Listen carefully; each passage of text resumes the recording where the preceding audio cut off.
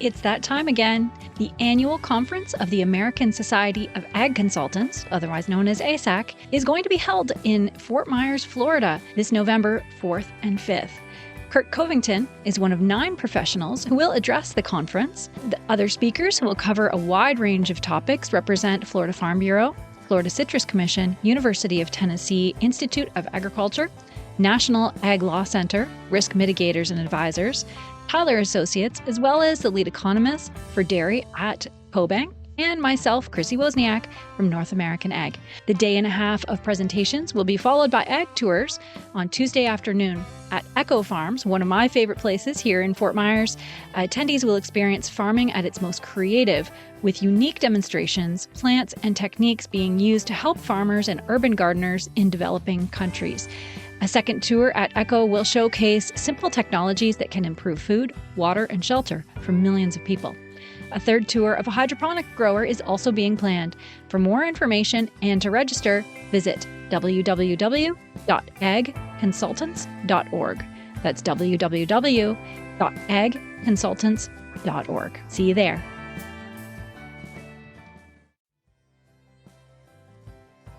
With 2,000 plus attendees, 25 plus robots, and 60 plus exhibitors, FIRA USA is the best place in the world for meeting agricultural and ag robotics leaders and seeing the latest technology demonstrations. This unique 3-day event is being held in Salinas, California, September 19th to the 21st, 2023.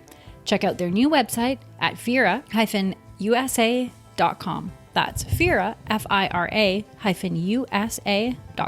Get registered today.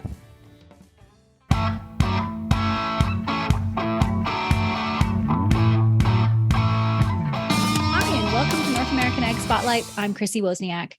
My guest today is an agriculture and food ingredient marketing visionary and founder of Noble West, an award-winning marketing consultancy that specializes in the entire agricultural ecosystem.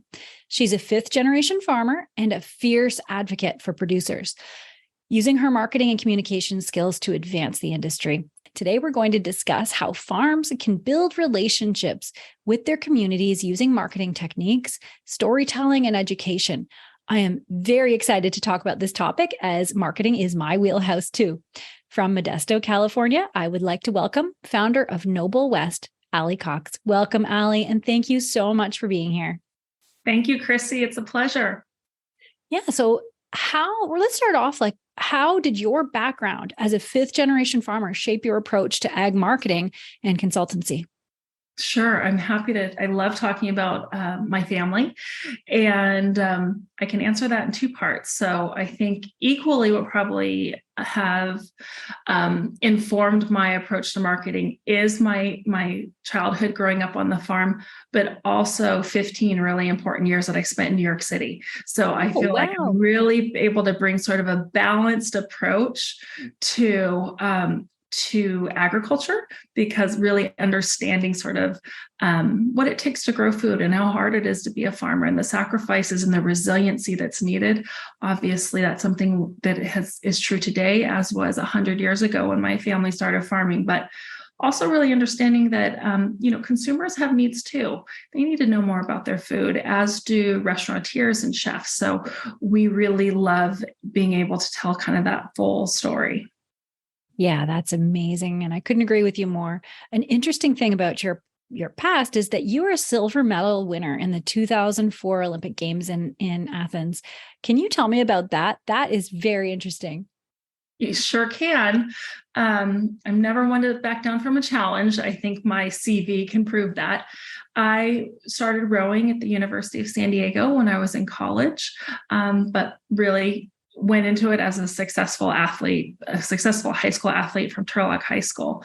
And I played all the sports and then started rowing at USD and developed a real passion and kind of physical, spiritual, and really emotional aptitude for the sport of rowing. And I never looked back. So as soon as I started rowing, it was always competitive, and was able to actually go from being a true novice to an Olympic medalist in this will sound braggy, and it's not me, it's not meant to, but in 6 years. And Wow. I think it was probably part of the childhood that I had working on the farm, just really understanding hard work and setting goals and that can-do attitude paired with youth sports and high school sports. Wow, that is amazing. So tell me about your marketing company, Noble West, Mhm. and why you started it. Yeah, well, I started marketing. I started my agency in 2007. And after working in several different large agencies doing entertainment marketing and in New York City, as I mentioned earlier. And then in 2013, just decided, I think that it's time for me to put my personal passions of agriculture and my professional passion of marketing together. And I moved back to my hometown in Central California, where my family still lives today and still farms on both my maternal and paternal side of the family. And just kind of one client at a time. My first agriculture client was the California Dry Bean Advisory Board, and proud to say they are still a paying client. I love the work we're doing in beans. But really just one client at a time, decided to like focus and start telling stories. And it took a couple of years of getting kind of some, solid portfolio work under it. But now I'm really proud to say since 2020, we have not taken one project that is not agricultural based. Wow. And so our entire portfolio is food and ag driven, which has been amazing in so many ways. But I think probably, I don't know, want to say most surprising, but maybe most fulfilling way is in the team that has decided that Noble West is their work home, because we have become a mission-based, we really have become a mission-based agency where I think people who find us are like, wow, I love food and I want to learn more about it so I can tell those stories. And then I train them on ag, or they come from ag families and they believe that, like I do, what got us here is not going to get us there. We have to evolve and like continue to iterate. So it's been truly passionate. It's a passion project for sure. And one that I feel really blessed to be able to do. And our clients, we have international clients, and then we also have clients that are right here in Central California who are doing international work. And that's something that I think is probably another one of the more surprising turns that my career's taken, is just the international component. Because if you're growing food at scale, you typically you're selling it internationally as well, especially coming from where I sit in California, because we have 400 marketed specialty crops. And many of those are only grown in the state. So, Yeah, for sure. That is amazing.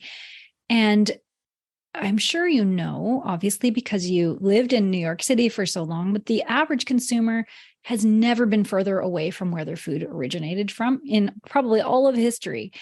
And they don't have the time or the need to look further than the grocery store.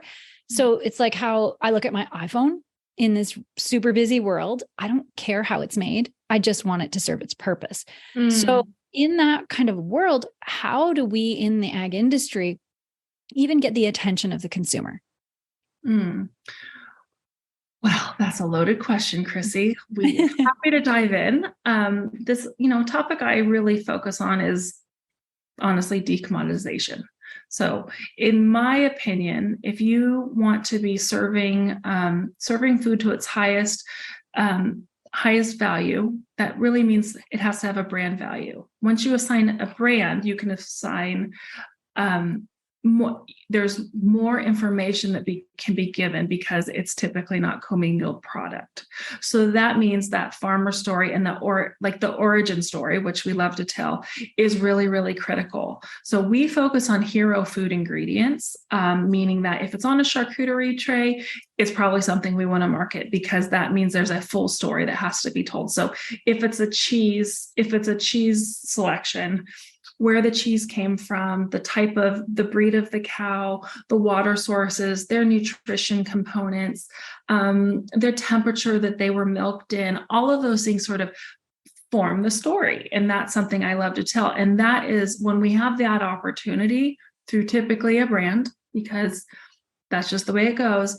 That's when consumers have the opportunity to learn more, and they have the opportunity to find food through a brand that they align with ethically, because the brand has taken the time to tell the story. Now, again, that can only happen once there is some sort of decommoditization. And I know that that's sort of a hairy area, and one that I know that on our family farm, all of our products are commingled in a larger packer, and I understand that. But really, it's that brand story that is what's going to move the needle in my mind. Because if we do not give consumers the opportunity to learn, then I feel like we're sort of shooting ourselves in the foot. Then they're not going to know why something costs more, right? They're not going to understand. I think that an example of a commodity that's just handled pricing changes pretty well is probably the recent egg crisis, right? Where the industry came out a month or two after the fact and said, hey, there's a reason why your eggs are more expensive. We have something called the avian flu. We're dealing with a lot of flock loss. Please bear with us. And you know what? I think the market has settled a little bit. And of course, because of that, I think that we all value our eggs a little bit more today, and want to know more about where we had the opportunity to learn more about that, because again, this was a crisis on our hands. But I do just hope that our clients, I know, hire us because they want us to help tell their story on their best day. So, and also get credit for a lot of the work they're done. And I'm sure that you, Chrissy, see this with a lot of your listeners who are also producers. Gosh darn it, they're making a lot of big investments that even 5 years ago were never even on the balance sheet, like ag technology and lasers and robots and out here in California, dual drip line irrigation and really expensive on-farm investments in solar. And I could go on and on. But the point being, they deserve credit for that when it comes to the market. And if they're only compensated on yield, and which means that there has to be a story that comes with that in order to help consumers understand what they're paying for. And we love telling those stories. And I would say that's what gives me also hope for the future, because farming can be, we have boom years, and then we definitely have bust years. And that's, again, why I just love farmers so much, because of the resiliency and the resiliency to weather any tough ground, any tough days, and also really hard years. Yeah, I love that. And I really like your points about decommoditization. I think about it a lot because I'm originally from Canada, and it's all, supply and demand controlled. And I don't think that's the best system. But then you also see the problems on both sides. It's like healthcare. There's always the give and take between the countries, what's better, what's worse. But I really like the idea of, voluntary decommoditization for certain farms, maybe not the corn soybean grower in Iowa, but I think it could be one of the best decisions that a farm family can make, is to really build a relationship with that community closest to them. And not only can they supply food, education, but they can secure new income streams while doing it. And like you said, that raising that story and telling that story can actually increase profit.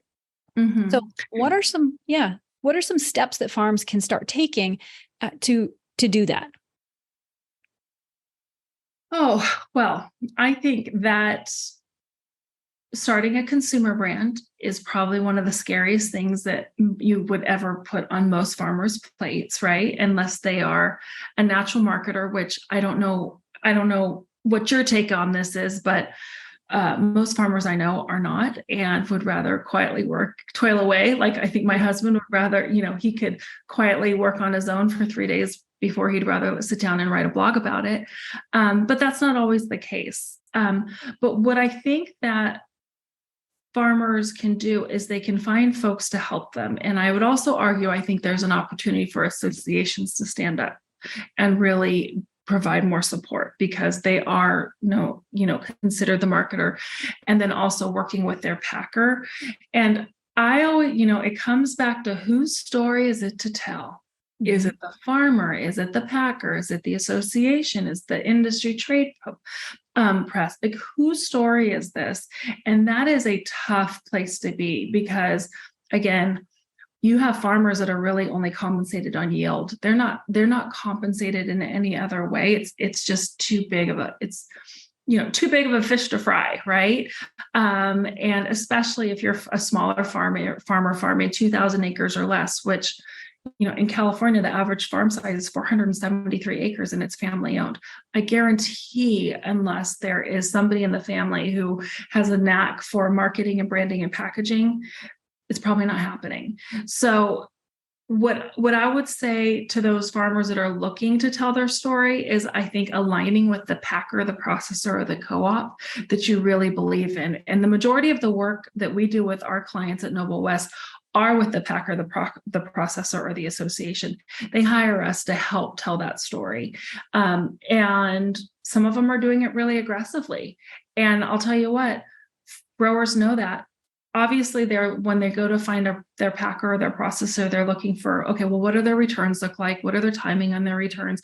All the normal basic stuff. But then, third or fourth point might be, well, they do a grower newsletter and they're telling me about global trends that I wouldn't otherwise have the opportunity to learn about, because ag journalism is continuing to get scraped from local newspapers. So that's where it's sort of like, I think, just taking it a step further and understanding that you're going to have to be a little bit more aggressive in order to avoid being a price taker. Right. Yeah. Excellent points. And agritourism is another fast growing sub-industry. Oh my too. gosh. And it's amazing. Absolutely. I'm so glad you brought that up. Agritourism is something that I have been anxiously wanting to get involved with. One of our clients did convert a barn, and they are kind of doing agritourism camping. There's also an agritourism nonprofit that will support client, and I'm happy to send you the link for show notes later, but they will help you convert sort of your current agriculture streams, your ranch, into an alternative revenue stream to have, camping or a Airbnb, and really train you how to utilize people. So it's a more authentic experience. And again, I think part of it is just helping farmers understand that they have a gorgeous story to tell. It's not perfect. Nothing's perfect. Everybody has weeds. It's always going to be a little extra rocky, but if you can really focus in, I think, on the good and understand the role that it takes. Yeah, absolutely. I was just at the Florida Agritourism Convention a couple of weeks ago, and it was completely sold out weeks before. It was the very, very first one. It was incredible. There is a hunger for more tools, more modern ways to connect with consumers and to build these relationships and have these new sources of revenue. So are you seeing the same thing in California then? Absolutely. I definitely am. And this is a great, fantastic way for those smaller farms that are having a really hard time making ends meet, their yield's just not going to cover it. They have to have alternative revenue. This is a fantastic way. It does require some legwork, right?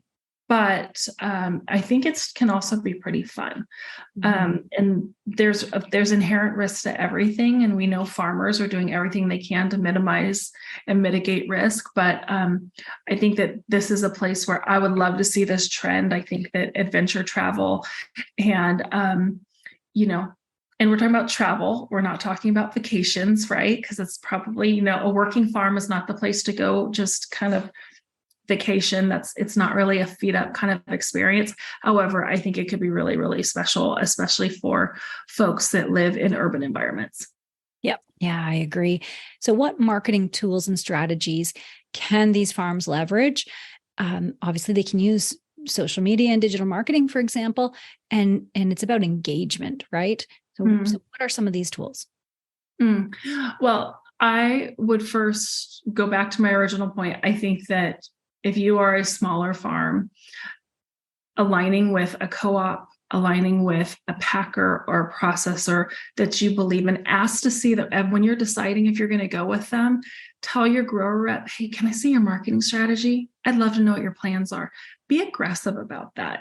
That's rule number one, because that's the place where you have those conversations up front. Be like, okay, we do social media on our ranch. We're open to tell. We, son or daughters home from college, they're really into this, and we want to know how we can leverage that and be compensated for it. Mhm. That's a whole different conversation that I bet is happening at like 0.001% of like the grower meetings.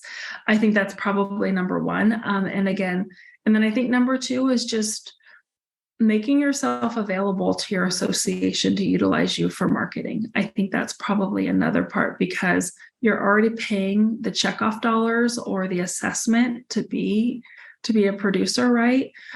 Really understand how they're using those dollars. And if it doesn't make sense for you, and if you feel like you can do it on your own by decommoditizing, call me, I'll help you. Yes. Yeah. Those are excellent points, especially about the associations. I didn't really think about that in that way. So yeah, those are great points. Yeah. And what you said before too, about, a farmer coming in, sitting down at the table, eating dinner, doesn't necessarily want to go think about making a logo, making swag, making a website. None of the farmers I'm related to anyway. Yeah, that's it. Some do, of course. Yeah. But where should they start? So if they think, this could be for me, what's a good place to start so it's not so overwhelming? Well, I think first there's a lot of value in when you do go, if you're a farmer, go to your trade association conferences and conventions. There's typically always a panel on marketing. There's or on PR, promotions. I mean, Chrissy, this, you're leading a lot of those panels. But I think that attend those panels and understand kind of the content, educate yourself. I think paying attention to different marketing associations and ag. So I know that we're a member of NAMA, the Agriculture Relations Council, just sort of understanding like what kind of work is already out there. I think there's also probably a value in going to, if you went to an ag university, calling up the dean and say, hey, I'm an active alum. I would like some information. What are you teaching? What's a curriculum for ag marketing look like? Can I see those syllabi? Can I see the notes? Can I audit the class? That's probably, those are more like free ways to kind of self-educate. I think that's probably number one. And then number two, like I said, I would really lean on your packer or your processor. Like they have marketing dollars. And again, the associations, like they have marketing dollars, they have marketing coordinators. And I think they should be held accountable to do great work. Right. Yeah. Yeah. And I've, thought about, had panels about that divide between the farmer and then there's really twice removed before the consumer. So that story of the farmer, like you said before, whose story is it? And unfortunately, we've gotten to the place where it's the person designing the package. Those people are creating the story and it doesn't reflect what's happening at the farm. And I think that's been very manipulative and it's led to mistruths. And really, the more I'm in marketing, the more I hate marketing because I can see it. I'm sure you're exactly the same way. And you're like, well, that's not true. That, that orange juice can't be GMO free because it's not a GMO product, right? Those things are really it's organic from another country. It can't be. It had to have ethylene. I don't know what to tell you. I used to gas up trucks from the melon dock in high school. Like, I don't know what to tell you. It's got to. Yeah. Yeah, that's it. So yeah, it's not like why are we allowing this, but how do we fight it, I guess? And is it through the associations? Like I have so many thoughts. Yeah. So many thoughts. Chrissy, I love this conversation. I could do this all day. So what I still don't understand, and I quite frankly, I think it might be my reason for being, I think it's why God put me on this earth, is to tell these stories. But there somehow is an ocean between ag marketers and food marketers. Right. There's an ocean. I don't know what to say. And I think that I have this special raft in the middle of the ocean to cascade both, right? Because my entertainment marketing background of working in New York on consumer brands and being really, really close to consumer insights and all the rest of it, and PR and all that. And then, of course, my childhood of working across, 10 different commodity types. Now, that ocean, and that's the reason for being for Noble West, We are a food marketing agency who tells agricultural soil-borne stories. Wow. We're I not. love it. That is who we are, right? Like how it was grown and by whom matter so much to this story. And like I've said this before, new business is really not too terribly challenging for me when I'm thinking through our client criteria for new biz. So if I go to a food brand and I say, so tell me where your top 2 or 3 ingredients come from, and they don't know the answer, they're going to hate working with us. Because we are going to want to dial into their sugar supplier and their flour supplier and their oat supplier and all the things, because that's the story. We're marketing what's in the food. It's food ingredient marketing. And I would love for more agricultural marketers to think of themselves more as food ingredient marketers, even if you're on the chemical side of things. Right. How is this? Because I think that in ag, again, it's that big divide. We're either marketing tractors and chemicals and, cartons, boxes, and trucks, or in ag technology, which I have to say we do a huge part of our business is ag tech, both food tech and ag tech. But like, that's where the overlap. And that's where I think like marketing is just leveling up in across the board. It's not just about making something pretty. It's about understanding the strategy with integrity. And if we're not doing that, we are not serving our farmers and we're not serving our consumers. And so then we're like at a net loss. And then we've got a broken food system that's a race to the bottom just on what's cheaper. And what's cheaper is going to mean farmers have to have more yield, and it means consumers are going to lose trust. And that, I think, is where that messy middle is, again, my whole reason for being on this earth right now, professionally, because we've got to get to the bottom of it. And I think that I have a special in because our clients know that I will never exacerbate their story. I believe in agriculture. I believe in the history that it took for us to get to this part. And I also have a very vested interest in making sure that our family farm and my farming community thrives, and anything that we can do to support that. And I think that's where, I just think that's where Noble West has just kind of carved out a specialty, and want to do anything we can, because we understand the repercussions of operational on-farm changes based on marketing trends. It's tough out there. You can't just say, you should just go do regenerative almonds. Okay, I'll get a flock of sheep. I will learn how to I'll find a vet. It's not just an overnight thing. Right. Exactly. Yeah. Oh, you speak to my heart. I love it. It's amazing. And it really, what you're saying is going back to considering decommoditization so that you don't have to go through those channels that twist your story and miseducate. So I really like where you're headed. And what do you think over the next decade, how agriculture marketing is going to evolve? Do we have the power to do what you're saying? Is it worth a shot for us to do this? I don't see an alternative. Yeah. So there's that. I don't think that there is much I don't think there's much appetite for more of the same. I think that I don't think there's much more price elasticity to find. Right. But one area that I am very hopeful about is the retail knowledge. I think that the amount of knowledge accessible to retail partners, so the grocery store chains and even if you're local, if you're e-com, if you are, any of the boxes, I think that the retail experience is something that's pretty special. And we see it because we do a lot of retail marketing for our clients, where they hire us to say, hey, help us tell our best story to our retail partners so they really understand what they're selling for us, right?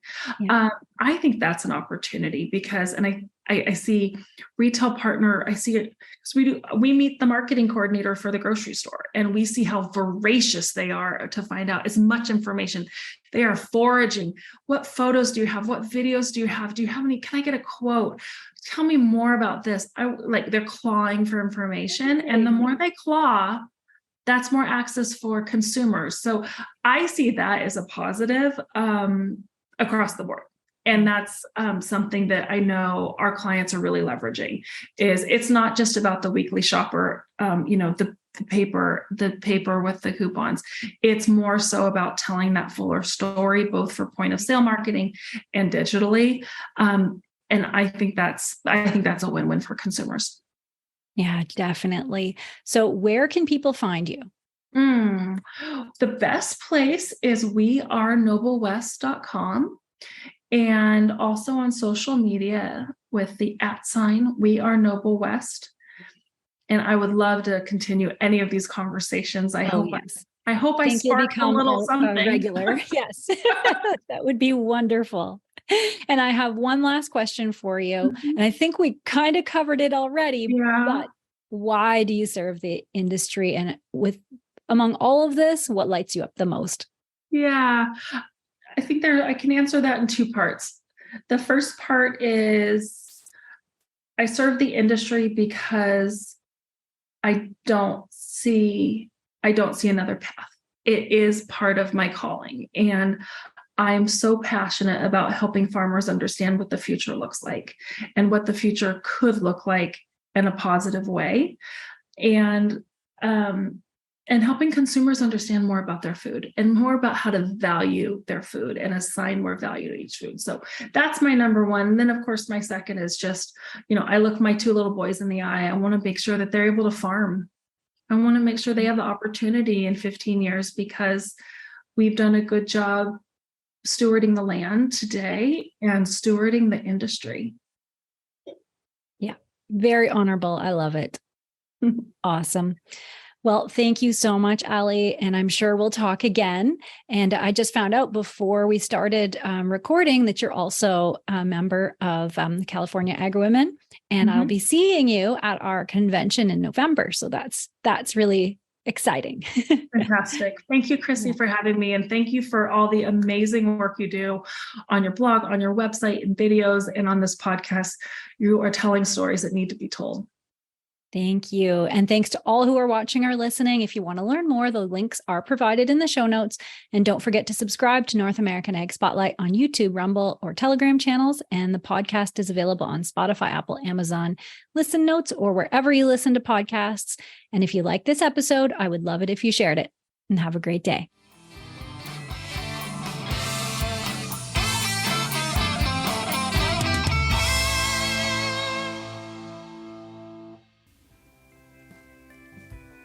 Did you know that at NorthAmericanAg.com, we are committed to providing valuable resources for farms and agribusiness? Find your next podcast in the Best of Ag podcast library, delve into our on-demand webinar series, check out the latest in ag news, or treat yourself to a new hoodie or tee from our swag shop. Head over to our subscribe page to join our community and be the first to know about what's happening in the industry. North American Ag provides daily ag news and weekly podcasts covering ag tech, ag policy, new products, family, and faith. North American Ag gives farm families and ag professionals insight into what's happening in agriculture throughout North America. Ditch the mainstream media. Join North American Ag.